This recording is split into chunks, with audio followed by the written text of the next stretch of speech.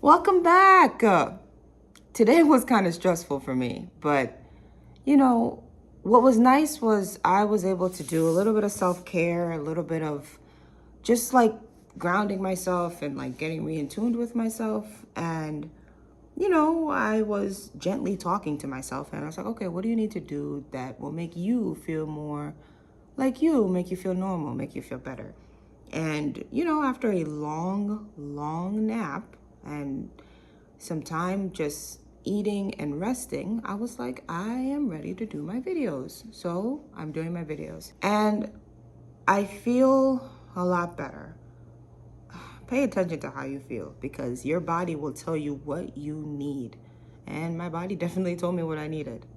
And well, now my body's kind of excited to do my videos. Like I'm already sweating and it's like, and that's pretty typical. So I'm feeling a little bit better and I'm glad. But you're not here for all that. You're here to hear more stories. Or, I just like to do a general check-in. All right, so here we go. So, as you know, when I was 8 years old, I went to Nigeria. And I talked about it previously in a video before, but one of the movies we used to watch when we were in Nigeria was like Fat Albert, the scratched DVD. And we would dance around in the living room at night when we would turn on the generator and finish the nightly things we needed to finish, have some fun, watch some TV, and then go to bed before we'd start carrying a lantern to go to bed. And watching movies was something very much prevalent that we did while we were in Nigeria. I remember every DVD, if it wasn't like an American brought DVD, it was every DVD was two discs, disc A and disc B. And I remember one of my favorite movies that we had watched was Mr. Bones. And if you don't know the plot to Mr. Bones, it's it's hilarious. It is one of the best movies with the best plot twists. I might even talk about it at some point because it's such a good movie. But I remember we loved watching that movie all the time. Here it is, right here. It's funny. I have a few theories about it in regards to certain other elements, but here it is. And watching movies was basically one of the staples of how we pass time a lot of the time. However, there was one occasion that utterly and completely kind of broke me psychologically. So we're at the neighbor's house. It's in my grandmother's neighborhood. We're at our neighbor's house. So if we're living on top, well, no, we were living on top. So my grandmother lives on the top, and the neighbor we were at was the one that lived directly below us. We were at their house for whatever reason, and we kids were watching a movie together. Now, the movie was probably a World War II movie from what I I can't tell you how I remember things. I just remember that I knew it was old and it had to have been a World War II movie because the movie was about war and fighting and everything and the Americans and everything. And they were trying to there was a prisoner of war, these 4 guys or something, there was a prisoner of war they were trying to rescue. And they were just being hunted in the woods. And I'm watching this and I'm taking it literally. And I'm I'm American, they're gonna start hunting me. So for the next couple of days, okay, let me rewind. So after I watched this movie, there's a specific scene where some guy is being hunted in the woods and he's killed. That's why, yep. And then it just shook me to my core because I was they're gonna start hunting me. They're gonna start hunting me, and everyone's gonna they're gonna start hunting me. They're gonna start hunting me. So for the next couple of days, I just start acting different. I refuse to sleep. I refuse to eat. I refuse to do a lot of things. This would be the second occasion where my homework, my teacher would come, our math tutor would come, and I just didn't do my work because I was so scared for my life that I just didn't do it. And this guy was like, why didn't you do your work? I was like, I don't know why I didn't do my work. I don't know. He was like, okay, it's fine. And because I wasn't sleeping, I remember during that tutoring session, I fell asleep. I fell asleep on the floor. No no one came to check on me. No one came. They were just kind of like, what is wrong with this child? Oh, wow. Because of course they were like that. Because rather than actually talk to me and figure out what was going on, everyone was just like, why are you acting weird again? I was petrified. I thought I was going to die. I was just like, oh, please, please, please, please, please. So like, I think for about a week, it was a while that this was happening, that everyone was just like, what's wrong with you? What's wrong with you?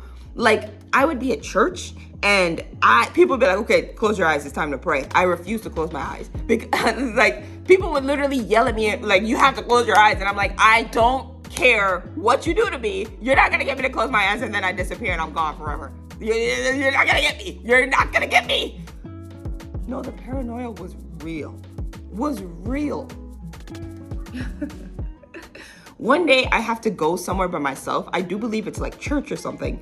And my grandmother's like, yeah, I'll see you later. Go to church. You can come back later and we can like, because I think she's just thinking this kid needs prayer or something like that. I go to church and I come back and I'm like, oh, I was by myself and nothing bad happened. I think I'll be okay.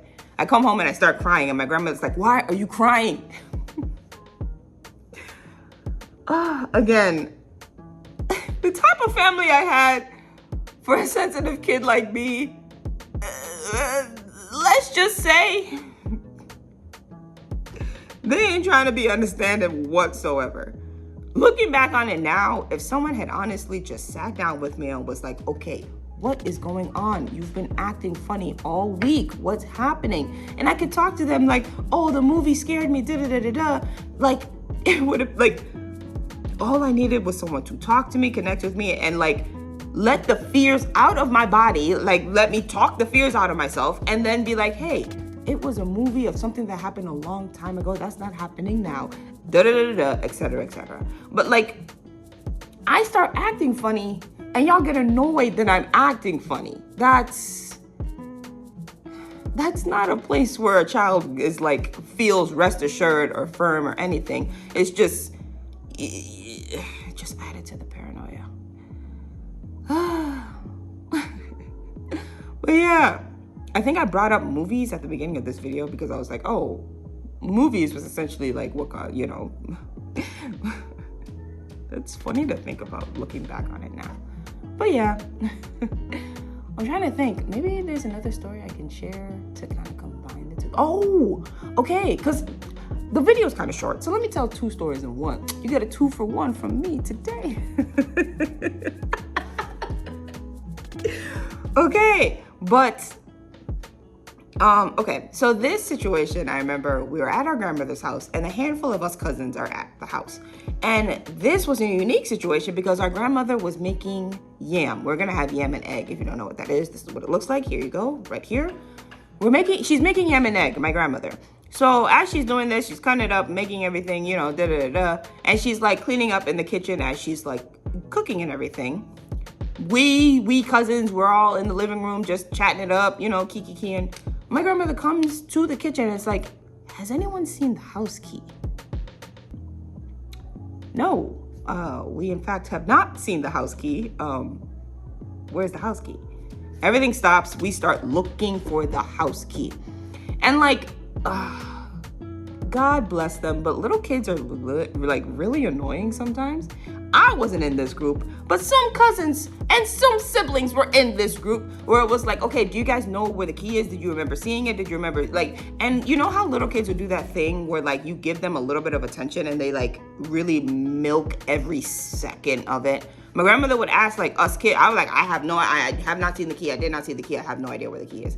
Oh, I think I saw the key somewhere. I don't know where.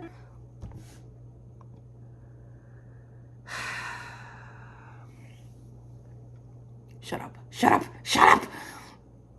And like, they did this for a good while. Eventually my grandmother's like, yeah, no, they don't know where the key is. And I remember just being annoyed because I was like, this is not a joke. Like, this is not a joke. Y'all are joking.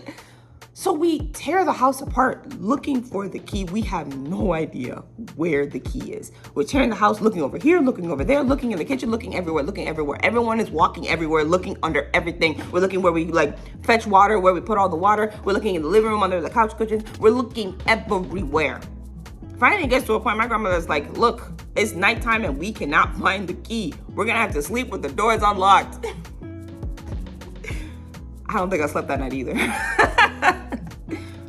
And like the next day, it's morning time. And again, because I didn't sleep a lot of the night, I woke up kind of late. I wake up and like, I'm like asking everyone, hey, did anyone find the key? Where is everyone? It's like, oh, our grandmother's outside somewhere. So my grandmother's outside with one of my cousins and they find the key. Our grandmother had accidentally thrown everything away. So when she was cutting yam and she was like getting rid of like the rind or whatever, she had accidentally like put the key next to it, gathered everything up and threw that away. So the next day, like she must have like woke up with that realization because the next, like she found the key there. She was like recounting her steps or something. Very simple story. But yeah, there's your 2-for-1 deal. Ooh, wow, there's your 2-for-1 deal. But anyway, thank you so much for watching my videos. Thank you so much for coming back to be entertained by me. I really appreciate it. And it was something I needed to do to help me feel a little bit more like me again. So thank you. Well, feel free to watch another video. Please watch another video because that helps the algorithm know that I'm worth watching because I am worth watching. Right? Right? Yes? But if you haven't already, I hope you continue to stay safe. I hope you continue to stay informed. I hope you continue to stay hydrated.